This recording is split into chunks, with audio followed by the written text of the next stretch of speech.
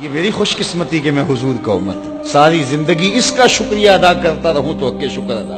ہم حضور کی امتی، نبی انتظار کرتے رہے، نبی منتظر رہے۔ حضرت عیسیٰ نے تو نام بھی بتا دیا نا، لوگوں میں جا رہا ہوں چلو نام بھی بتا دیتا ہوں، میرے بعد جو آنے والا اس کا نام احمد ہوگا۔ نبی انتظار کرتے رہے، 12 نبیوں نے انتظار کیا حضور کی امت میں ہونے کے لیے، تمنا کی۔ نستورہ راہب انتظار کرتا رہا، بحیرہ راہب انتظار کرتا رہا، زندگیاں گزار دی انہوں نے۔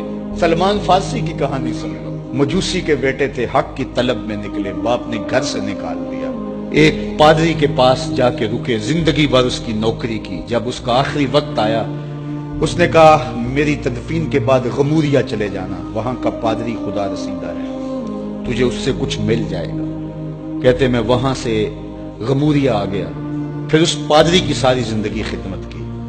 جب وہ مرنے لگا تو اس نے کہا کوئی ایسا شخص نہیں ہے جس کے پاس اب میں تجھے بھیجوں، لیکن نبی آخر الزماں کے ظہور کے لمحے آ گئے، تو یہاں سے یثرب چلا جا، وہ اس نبی کی ہجرت گاہ ہوگی، تیری زندگی سنور جائے گی، تو نے بڑی محنت کی ہے، بڑی نوکری کی ہے میری۔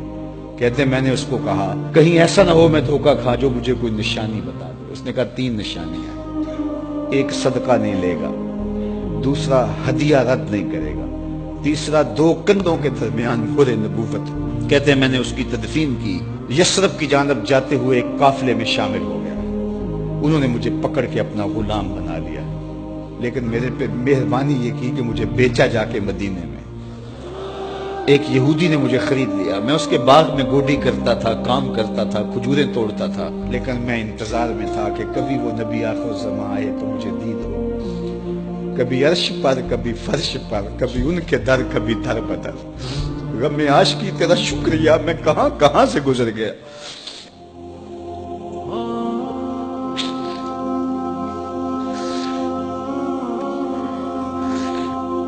کہتے ہیں ایک دن میں اپنے باغ میں کھجوریں توڑ رہا تھا کہ ہواؤں میں مستی پیدا ہو گئی اور ہر سمت سے طلع البدر علینا کی صدائیں گونجنے لگی۔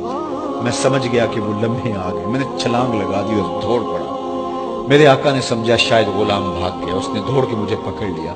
میں نے اس کو کہا کہ میں نوکر تیرا ہی ہوں، لیکن دل نوکر کسی اور کا ہے، میں بھاگوں گا نہیں، مجھے جانے دے۔ میں کچھ کھجوریں لے گیا تھا صدقے کی نیت سے، جا کے حضور کو پیش کی۔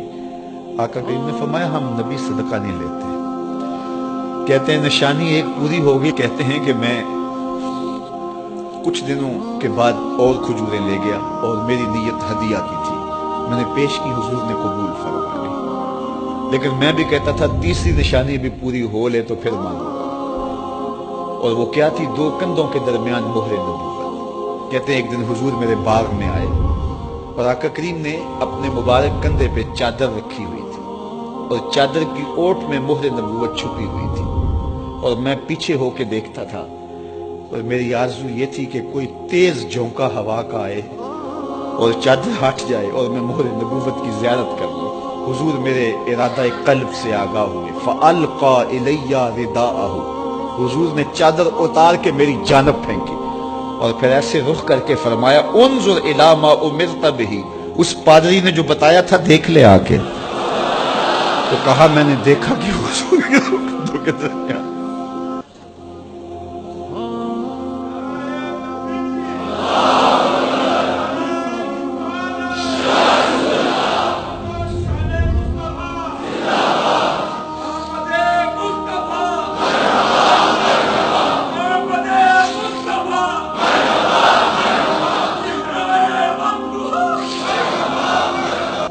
ہم نے تو کوئی انتظار نہیں کیا نا، ہم نے تو کوئی دکھ نہیں سہا، ہم سوئے تھے مقدر جاگ اٹھے۔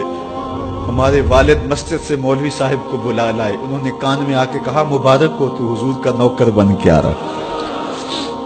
ہمیں وہ نبی ملا جو نبیوں کا نبی۔